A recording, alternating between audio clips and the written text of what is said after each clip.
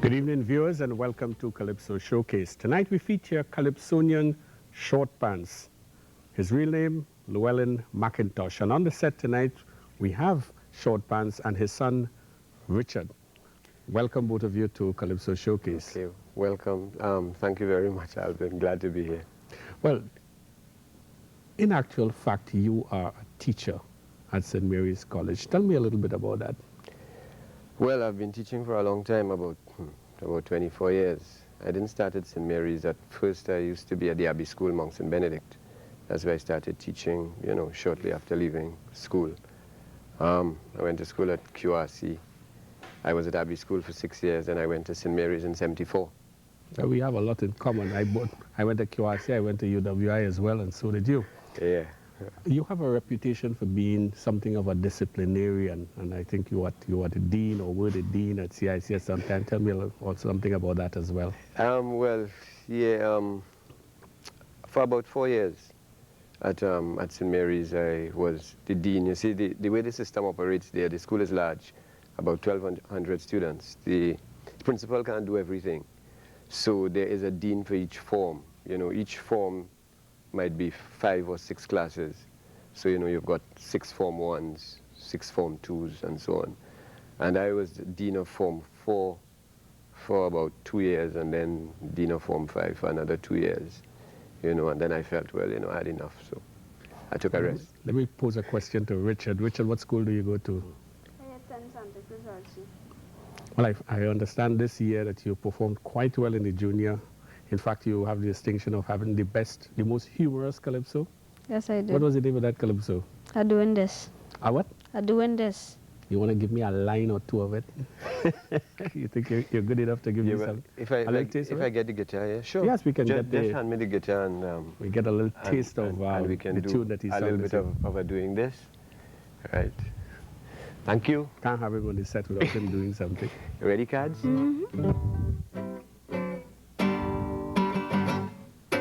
Atlanta 96, I'm taking that Olympics.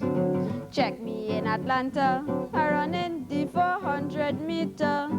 I work out a strategy to bring glory to this country. The trick is in the planning, the secret is in the training. I go run Savannah every Monday. I go jog Chancellor every Tuesday. Wednesday I in the gym, Thursday I going and swim. I stretching on a Friday, I doing sprints on Saturday. Nothing must go amiss, so last Sunday I doing this. I don't want to end like Ian Morris. I doing this, I don't want to lose like Ian Morris. Thank you. Very good. The name Shortpants. What gave you that inspiration? People always ask about that, but I started writing calypso from quite young. Well, today, for example, my sons wear long pants, but I don't think I had my first long pants until I probably was in Form 4. And I must have been writing calypsos from maybe Form 2, Form 3 at QRC. And the name Shortpants just came. Probably, if I remember correctly, it must have been a rhyme I was looking for, because initially at school, I probably used to call myself Lord Shortpants. After we did like what Relator said, I get back the Lord to the Englishman, right? So I'm only Shortpants the Calypsonian. So the name would have come from school days when I was, writing my first set of calypsos. Who are some of the Calypsonians that influenced your career? A lot of them. From a youngster, it must have been Sparrow. As a little boy, we all liked Sparrow. Melody was around too. I remember Christo, but I think, the youngsters, we used to look forward to hearing Sparrow. Later on, just around the time I started singing, it would have been Chalk Dust. I think just around the time I started singing in '75. Chalk Dust probably would have begun singing '68, '69, and he would have been, singing all these very important, I call them, political and social commentaries. And after that, I think the two Calypsonians who would have influenced me greatly after that, one would have been the Mighty Unknown, who I met for the first time when I started singing in '75. We became quite close, actually, you know. I used to visit him and listen to him and so on. And then Technique and so on later, you know. Those would have been the fellas, I think, who have had the greatest influence on me. Well, you know, some of them in the beginning, but I think towards the end it would have been more Unknown and later. Those would have been the greater influence. Let me go back to Richard here. Richard, how many years have you been singing Calypso now? I've been singing for 5 years. How many times have you made it to the finals of the Junior Monarch? Twice. Twice. And how close did you reach to the top? How close did you reach to the top? Third. Third. That's commendable. But you have many more years to go, so you'll get there eventually. One quick question I wanted before we show viewers the video clip that we have prepared on you. There's an incident that sort of touches on your name, Shortpants. The first time you ever went on a stage, you had a little incident with the tent. Tell us about that. Yeah, well, I began singing in '75 at what was then called the CDC Calypso Theater. And the manager of the tent is the late Growling Tiger. And I think I went to the tent very excited and looking forward to a great season, because I had just come from UWI, where I was the Calypso Monarch the previous year, and I'd come to the tent singing the same 2 songs, and somebody had heard about it and had, given me a write-up in the paper, so I was very confident and all that. And well, I dressed in my short pants and came to sing. I mean, I have to admit now that I reflect on it, it probably wasn't the best of short pants, right? I must have taken some athletic pants I had and got ready, and I think Tiger must have actually said, get ready to go on stage. And when he was about to put me on, or to, indicate to the MC that, look, I was ready, he looked back and he saw me. And he was horrified, right? And he said, something like, you expect to go on stage singing in short pants? Wherever you hear people are singing on a stage in short pants, right? And I mean, I was flabbergasted, I was broken. Because, you see, it was the opening night, a lot of government officials, ministers and so on. I'm not sure whether the Prime Minister was, but the tent was full, the cameras were there, and everybody was dressed, dressed, nattily dressed. And I was in the short pants, and I just got the sternest rebuke from Tiger, and well, I didn't perform that night. I mean, it moved me to tears and all that. But, well, I must have been angry, hurt everything. But later on, I sat back and I reflected, and I think I learned an important lesson. I think from then I learned from Tiger that the Calypso isn't anything that one trifles with. You take it seriously, you dress properly. If you've got to go on stage and an MC is going to present you to an audience, you've got at least to look the part. Look the part of the song that you're singing. Right. We'll take a commercial break, and when we come back, we look at a video clip of Short Pants taken at the Creative Arts Center at UWI. Tell us something about your early years in Calypso. Well, it started here really,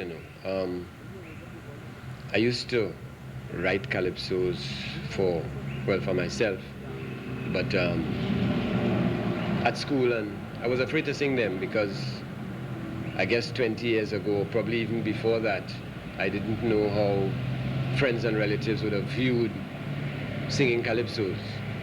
But eventually, when I was studying here in 1974, there was a Calypso competition for the students, and I entered, and I won. And well, that was it. After that, I felt that I should move from being Calypso Monarch of UWI into the big league.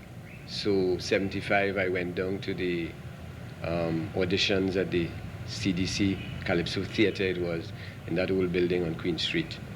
It's amazing how many people have gone on from being Calypso Monarch of UWI to make their name. One can think of people like Chalk Dust, Watchman, and yourself. Penguin too. And Penguin? Penguin beat me the following year. Well, believe it or not, I was also a Calypso Monarch at UWI, but I did not go on to be. I didn't know that. Yes, that was much earlier than you. Anyhow, your career began in 1975 officially. Tell us about the encounter with CDC Tent and the tune that you chose that year to abolish capital punishment. Well, it was easy that first year, you see, because what I simply did was to take the two songs that I had sung at UWI in 74 and One Day Monarch and just walk into the CDC tent to sing them.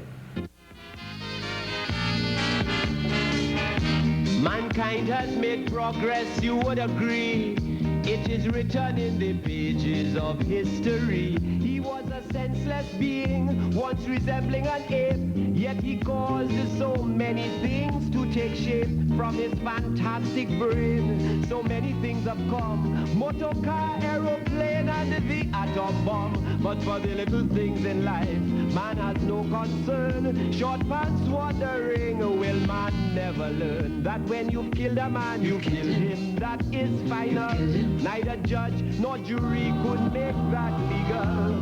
No privy council, no constitution could morally justify a man's execution. Stop it, stop it, stop it, is what Short Pants say. Abolish capital punishment right away. How could we escape if by our consent we let them continue? Capital punishment.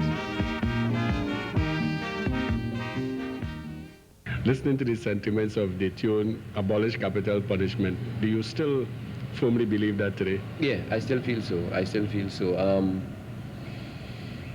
Well, I had to decide whether I would sing it in the upcoming show or not because, you know, the sentiment of the majority of the people seem to be different. But I think that that's a kind of emotional response to it. I think something has to be wrong with an individual who could sit down and calculatedly go out to take another person's life. And if that is so, well then, it's a question of two wrongs making a right, you know. And I don't feel that society should put itself through getting 12 persons on a jury and, you know, the prosecutor plus the judge, all the, you know, all the people in the prisons and so on, to be part of another murder. No, I'm firm in that belief. Yeah. To many people, 1979 and the Lawyers and Us represents Short Pants to them. Tell us about 1979 and going all the way to the finals. Yeah, I know people say that, and sometimes it worries me because I feel that I've done better things than that, you know? Well, let me tell you, that year, you know, you've got to come with two songs, right? So I did two. I did something called Is I, song I like very much, and I did something called Do Something. And then, as a whim, a third song, I did the Lawyers and Us. So the way I saw it, the Lawyers and Us was not in the running, right? It was Is I and Do Something. Do Something was on health. Can you probably use the guitar and give us a little taste of those two tunes? I don't know, I will try.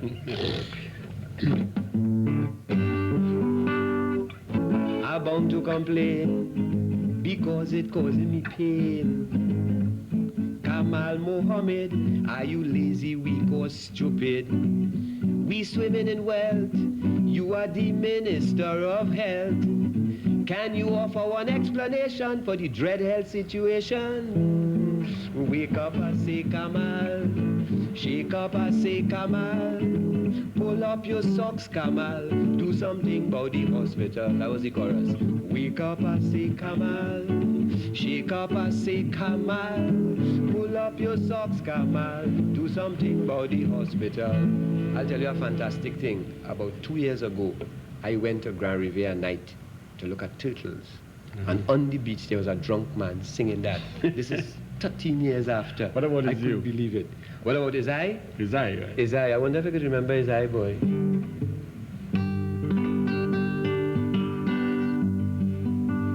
I ain't paying tax in this country. If the vex send police for me, I done sit down and I study. The tax man can't get my money. Donkey years now a paying, and hear what the tax man doing. He collecting, but here the big joke is I have to do he work. Is I, then I go on the chorus, you know, is I does find the labas, no dumb man no pass to pick up my trash. Is I does bring the water, wasa do have no something. Is I, ba da ba ba de baby la da die. I doing all this and more. So what the hell I pay tax for? I doing all this and more. So what the hell I pay tax for? And for me, that was the song of the three, not the lawyers and us. It's amazing when you're not either singing a tune regularly or it's not playing on the radio. Yeah, that's right. The lyrics can just, well, you know, it's 14 years, eh? Yeah. It's 14 years. actually give you the idea for the Calypso. Oh, two things. One is a lawyer befriended me, right? That was one thing, because he had heard me sing in Kitchener Tent in '78. I was singing What Republic Mean. And probably even before that, he'd heard me by Chalk Dust, that great year when I was singing Things Going Through My Mind. And then he heard me in '78 and he decided he would put out the money to make a record. So we were close and we would talk. And around the same time too, the then Attorney General, Selwyn Richardson, they had published a white paper on law reform. You see, he was doing a lot of things, and he was trying to bring in new legislation. So here was the white paper. I remember buying the white paper and reading it. And they were inviting public comment. So you had that on the one hand, and on the other hand, I would meet this partner, this lawyer guy, and we'll chat, and he'll tell me, here what happened in court today, here what happened in court today, here how the lawyers behave, and so on. And between the two things, I just decided, well, I will give my comment, public comment on the white paper in law reform in song. So when I started off saying, I hope it's true, they tell me how you're reforming. It was an address to Selwyn Richardson. Yeah. I hope it's true. They tell me how you're reforming. 3 cheers to you. Causes, yes, now them laws want changing. I want to see justice shine out in this country. This ain't no fun when cases are won. We must feel that justice is done. It must be. Don't care how big, don't care how small, the law must be there for all. But if judges taking bribe to throw your case outside, then the law is on us.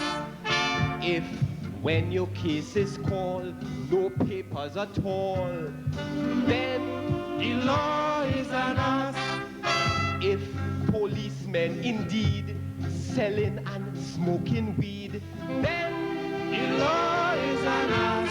And if the brilliant AG let all these things pass, we know the law is on us. Tell him this: if the brilliant AG let all these things pass, then we know the law is on us.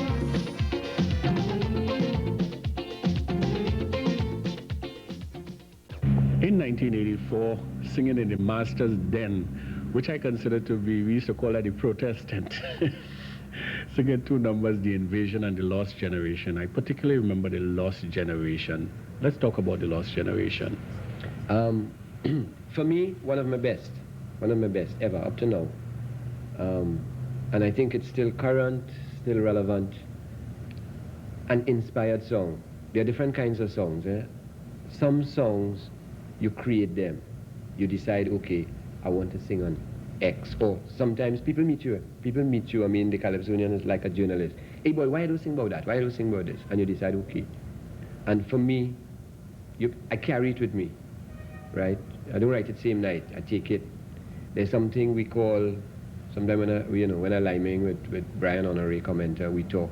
I say, well, look, I have a song, I'm looking for the road. That is how you're going to present this material. Take you a month or 2 sometimes, maybe more, find the road. And you still carry it. Sometimes over a year. And then the weekend comes when I say, okay, I'll go write it this weekend. And you sit down and write it. Lost Generation wasn't like that. It was inspired. I sit sometimes and I wonder. We don't stop to think about the future. To be a great nation, you must pass your history down from father to son and so on and on. But here in this country, nobody respects the history. Consequently, the future must be gloomy. And the soul tears apart for the children. There's a pain in my heart for the children. We go leave them no legacy if cannons rot at Gaspery, and nobody cares to restore Fort Abercrombie. You see, Mr. Biswas house going to go like we break down the cabin door. The lighthouse go descend, leaving nothing for the children. You can't change the name of the highway and there, that is history for the children.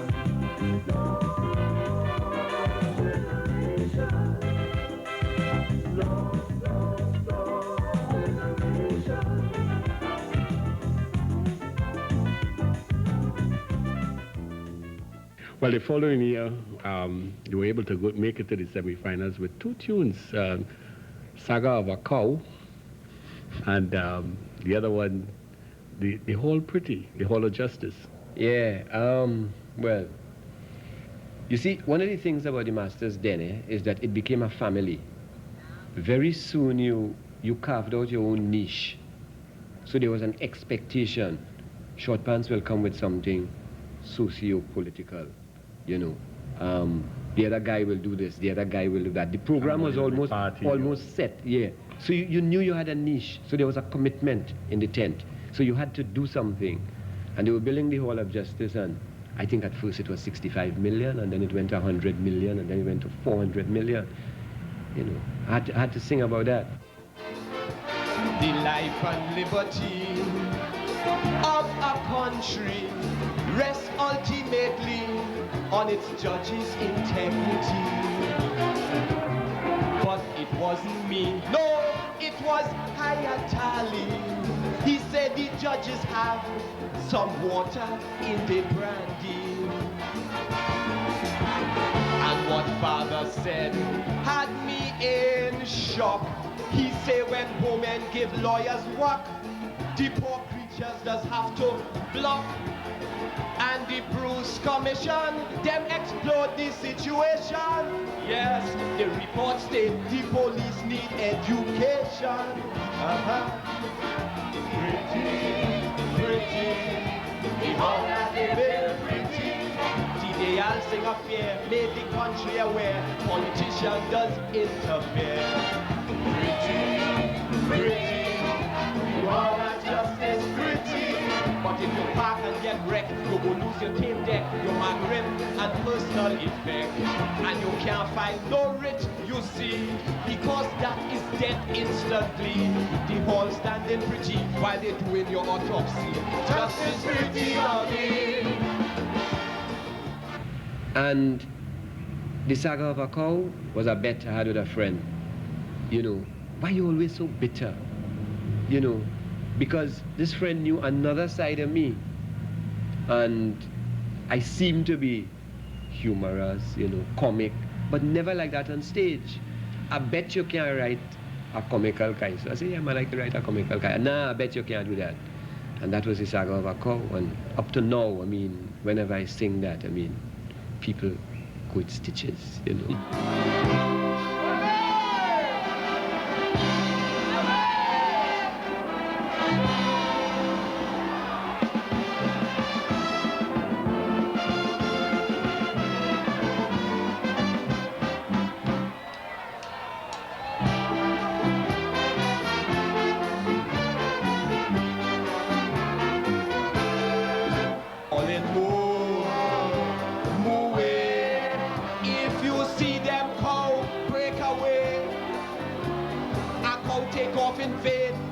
Trying to restrain if you see cow dodging between planes. Mr. Richardson was out, his assistant was in salt. Chaos reigned, much to my sorrow. For when I read the Express, Owen Butties wrote, a cow shut down Piaco.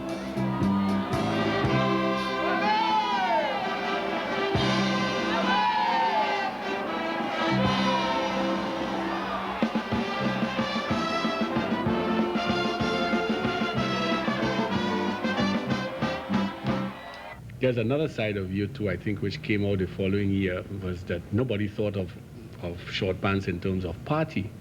And Minshall coming, even up to today, still plays, and you know, we see a side of you. Talk about a party, composing a party calypso. What is it, what's involved for you? Well, it's a difficult question. I have never perceived the calypso as being for party. Right? It's a perception, my own perception. Because everybody around you was saying, that's the way to go. I sat down and I thought about it. And again, I went back to the old Lego calypsos, I went back to the old Sparrows. And Sparrow had one road marches making commentary, Royal Jail, you know, you're making a comment. So I felt that I could write any kind of calypso.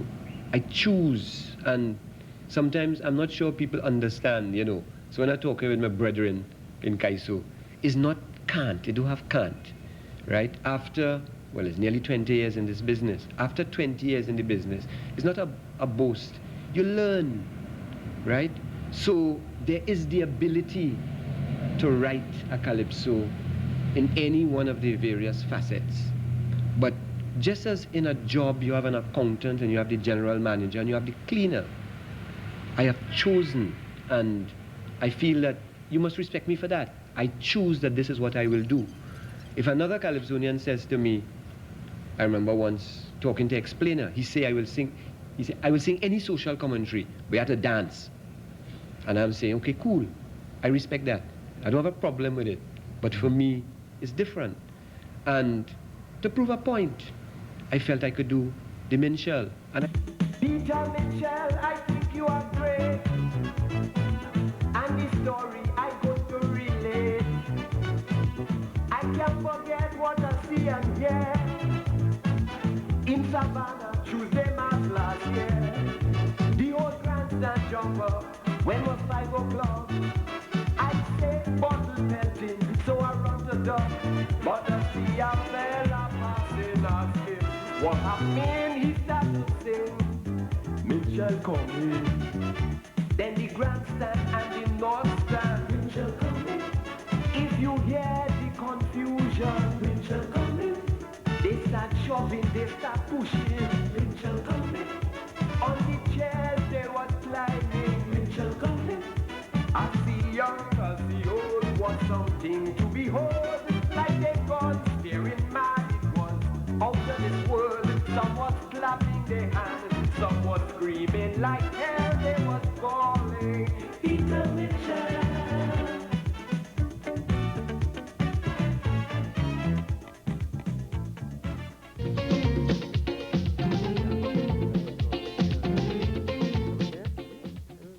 Somewhere around that time, 1984-85, we started to see you getting your children involved in Calypso. And I want to know how they got involved. Was it something that initiated from their own wishes, or was it something that you deliberately led them into? Some of both, eh? Some of both. Probably some of three things. Maybe I had a childhood dream to sing Kaiso and feared to do it, right? I have a nice old man, you know, very strict, old policeman, you know. A lot of my life, I think, some of it I must have gotten from him, firm, strict, and so on. And I couldn't tell him that I was going to sing Kaiso. But I would write them. I remember writing a very good one going to school at QRC. It was the year when Everett Cummings, blossomed for the first time at Tranquility. And the rumor we got in QRC was that Cummings coming to play for the side. And we started carry on, and the next thing you know, Cummins playing for Fatima. And the intercall we lost, Cummins orchestrated the 2 goals. And I wrote a song about that. And Auntie Kay had just started her Calypso. She used to have the Sunday afternoon thing. And I wrote this song, sang it for the boys. And that was it. There was another stage later on when my younger brothers were going to secondary school. You started to have Calypso competitions in school. I remember writing for a brother, writing for a sister, singing, you know, a 2nd place, a 3rd place, no monarchs. So that would have been one part of it. The other part of it is the ministry of, whichever ministry was responsible for youth that year, wanted to have a forum for young people. And part of it would have been cultural in 3 venues, one in San Fernando, one in Port of Spain, one in Tobago. And I got a commission. They called me in and say, write a song about young people. And I wrote it, but the program never got off the ground. So I had this song. And I called my biggest son at the time. He might have been 8. And I said, I've got this song. Sing it. No, not interested. And my little daughter was there, and she said, well, Daddy, let me sing it. She was 6. I said, nah. Say yeah. And she started to learn the song. So I just took her the morning, down to City Hall. I remember it. Petite, 6-year-old, put her on stage. Something called We Ain't Lucky. And I mean, amazing. I mean, that was her first final Junior Monarch. After that, 6 straight. I mean, as people tell me, and I accept that, no problem with it, she's more popular than I. Every Kaisonian like to reach the savannah, right? And from the time I've started with the children, every year, at least one has been, 1 year, 2. It was I, Trinidadians balling for the eye. Look never, I'll get the red eye. The hospital and ministry say, leave it alone, it go away. But you know how grown-ups don't hear at all. All of them making pharmaceutical. They put coconut oil and baking powder inside the eye. Margarine, garlic and soda water inside the eye. Lime, bay leaf and Chateau Benny inside the eye. Zebafan, Bebe and DTP inside the eye. Which hater they went and buy. Dr. Wee, some of them tried. All you know why? To get the red from out of the eye. I love to go by the zoo. You should like to go there too. It have all the things to make a boy glad whenever he feeling sad. Right by the savannah, it have no place that better. If I had my way, I go give a play and check the zoo every day. Don't know about you, I love the zoo. Don't know about you, I love the zoo. They have something on a ranch. I love to see monkeys prance. I like to see pigeons kiss and hear the mackerel hiss. I love the alligator and the turtles in the water.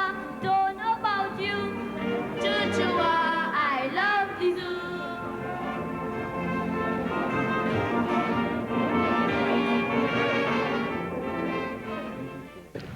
Independence competitions as well, you've made your mark in them, and we think of 1984, the 25th anniversary tribute, and was it Lewis Show them? Lewis Show. Talk about the independence competition and what it did for you. Well, after a number of years, I began to feel that I had the knack for good composition. And given time, my problem is usually time. Too many other things doing. But I feel that given time, I could always write a quality song.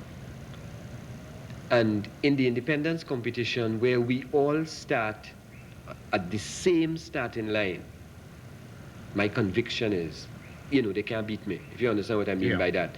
For Carnival, one fella could put out a record, he could put it out for Christmas, and Get so on. airplay, I get airplay, so it's all that into contention. But for the independence competitions, you have to come with your new song, or they might call for one other tune of choice. But you're starting even, and I feel that, given that, I could, I could rank with the best.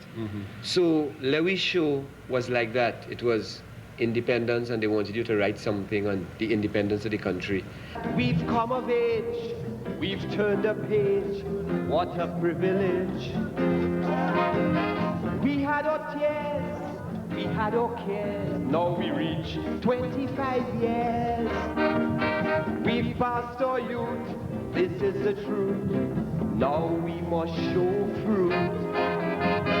We have to strive to ride the tide and to blossom out with pride. Let we show that we have self-confidence. Let we show that we know what's independence. We've made great progress, you can't doubt that is true, but it's also true, it has things we must do to show we independent for true. We could shop in this country, Blanc, Caracas, and Miami. We could land in Tobago, down the islands, or Mayaro. If we bound to go away, we go fly BWIA. The oil money went, we need every cent, let we show the independent. Yes, the economy dead, let's be intelligent.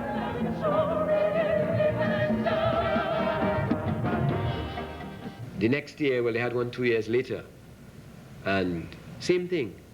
And I think that was the year when a couple Calypsonians were asking the organizers, let me put it on record now. And they said, no, nothing recorded, come clean.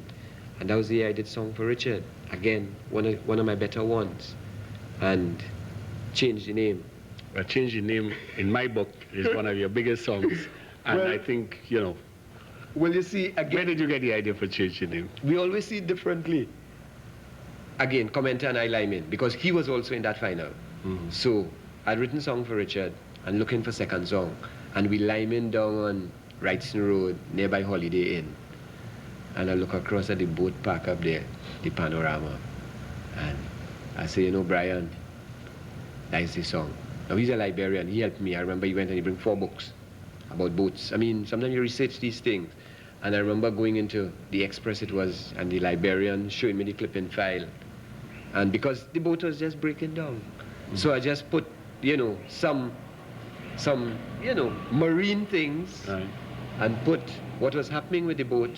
And panorama, I mean, how you could call a boat panorama? I mean, Panorama it was is something good.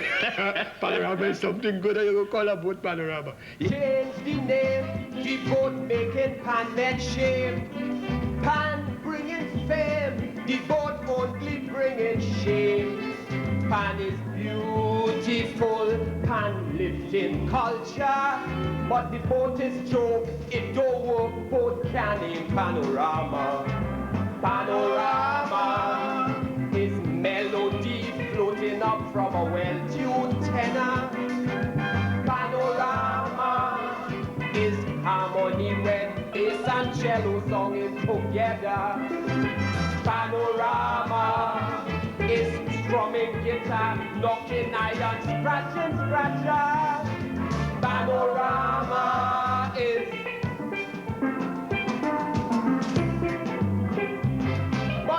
January, the boat require jetty. Engine stop working in February. By March we read it, how it burns boat bearing. Then one April morning, the drag shaft stopped turning.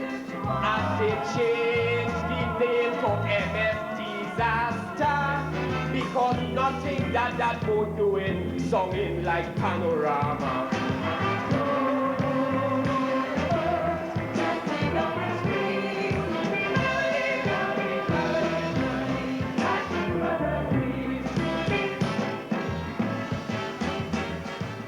Yeah. Well, it was it's history too that NJAC gave you a top 20 award for that tune. Yeah. Change the name, the lyrics, the melody, everything. Your presentation was A-class that year. Yeah, I guess you must have fancied your chances in 1989 when you took Change the Name, which was your past independence tune, and you added to it a tune called Beast, which took you to the semifinals. Tell us about this other tune, Beast, and what exactly it was about. yeah. I've got a brother who admires me a lot, and tells me, sometimes it's good to have someone who tells you the truth, candid. And he tells me, he said, if they had picked 8 for the final that year, I must have been 9th. But I guess people see things differently because, again, one judge called me up after, and his comment was, we put on that mask for, and the way he saw it was that the error in the performance was in attempting to capture presentation points. I wore a mask of a beast. And I couldn't see how, because during the band chorus, I will put it on, pull it down, dance around the stage, and at the end, I put it back up and sing, but that's how we saw it. Beast. Greed, send them mad. Downtown market turn like hell yard. Sharks, wolves and vultures come. It's animal business strictly for cash. They hide peas, the milk and cheese. They steal oil and put up free. If them just squeeze the currency, they might have ready. They come in to hold you. They come in to scratch you. They come in to bite you. They will kill you too. They come in no mercy. They come in no pity. They come getting fleeced. All kind of man turning pay. And I'm gonna send Miss Scorpion to bite your salary.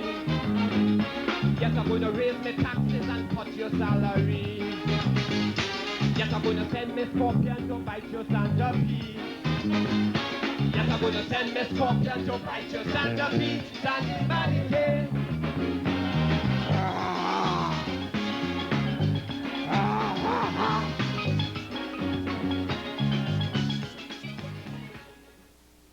Another aspect of your career is your extempo skills.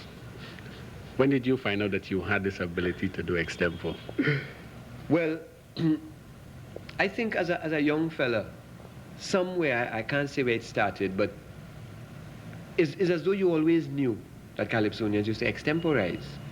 But I never really tried it, I don't think, until the seasons I spent it with the Little Carib, as I told you.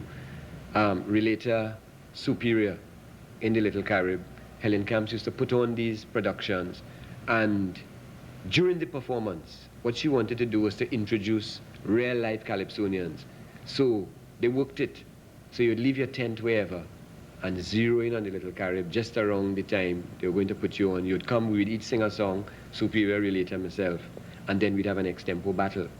And, a lot of mistakes and so on, but that's where it started to grow. And again, Relater, I learned it from, because he was the master. I remember him showing me the chords, and we going through and practicing and taking plenty licks from himself and Superior too, right there in the Little Carib Theatre. Well, we did that, as I said, for 3, 4, 5 years. And then NCC said, well, extempo competition. So I was right there and in the running. Now, hear what I'm saying to you. I feel we should bring back the old value.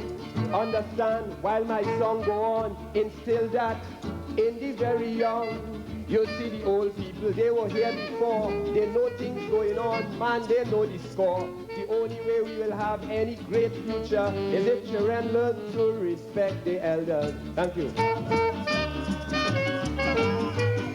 Thank you very much.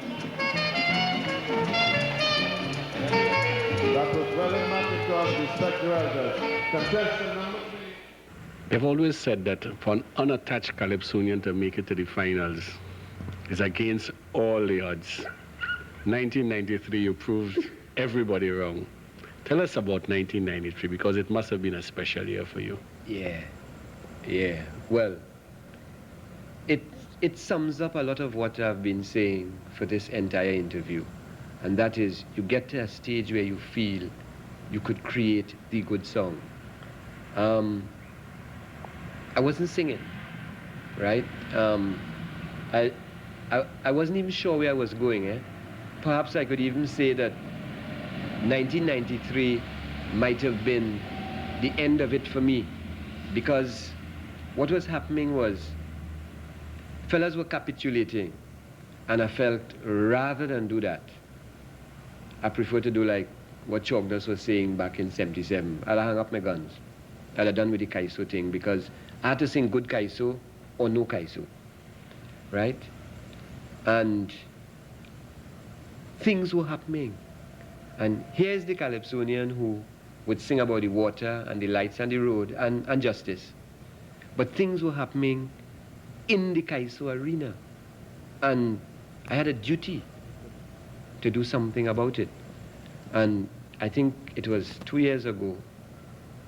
Well, you probably would realize that after making 2 or 3 independence competitions, I wasn't in one. And it was the same thing.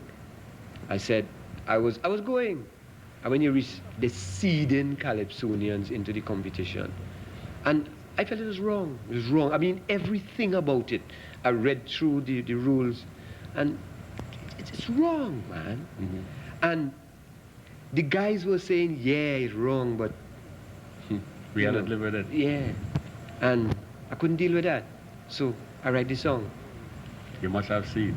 You have to get seed. A fuss of vex with protector, and the people at Carry Festa, they implement a suggestion to seed Calypso competition. Is them decide some singers must get seed, they have a better breed. They just make record, they just go abroad, top 40 have them in the lead. With that they take all their friends and families and put them in the Calypso semis. Then if it have space, Tom, Dick and Harry could beg them for a preliminary. It used to be a good composition to make a Calypsonian. It used to be your presentation to win big competition. It used to be innovative melody, topic, originality. Now we see you have to get seed. Take the last Independence Calypso show, the United Sisters and go. Protector announced from by TCO.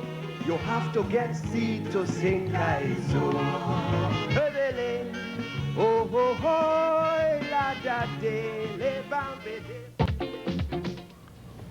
Welcome back to the live portion of Calypso Showcase, where we are featuring Calypsonian Shortpants, Lewellyn McIntosh. And joining us on the set is his daughter, Heather. She's a veteran in the Calypso world, been singing Calypso since, what, 1986? 95. 85. And the video clip you saw with her singing in 1989 shows how much she's grown up since then. Tell us about your career in the Calypso world. Well, I started singing when I was about 6. And this was my 8th year in Calypso.